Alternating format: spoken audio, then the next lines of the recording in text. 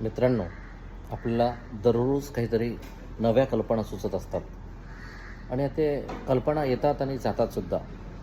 त्या कल्पना आपण एक तर प्रत्यक्षात उतरवत नाही की त्याची नोंद पण करून ठेवत नाही.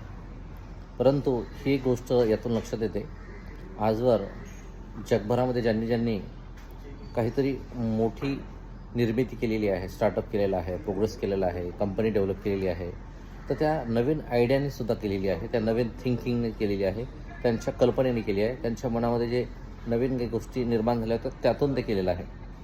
मग आपल्याला पण आर्थिक प्रगती हवी आहे. आर्थिक प्रगतीसाठी आपण 10 दिशा म्हणजे सर करण्यासाठी तयार आहोत. पण आपल्याकडे ज्या कल्पना येतात ना, त्या कल्पनेला आपण तितकं महत्त्व देत नाही. आणि म्हणूनच असं म्हटलेलं आहे की तुझं आहे तुझं पाशी. आपल्याकडेच ते आहे, पण आपण दुसऱ्याकडे शोध घेण्याचा प्रयत्न करतो, धावाधाव करतो, इतरांकडे पाहतो. पण आपल्या कल्पनेला जर आपण मूर्तरूप द्यायचा प्रयत्न केला तर त्यातूनही आपण आर्थिक उपलब्धता मिळवू शकतो, निर्माण करू शकतो आणि सक्षम होऊ शकतो. याबद्दल तुम्हाला काय वाटतं? नक्की व्यक्त व्हा.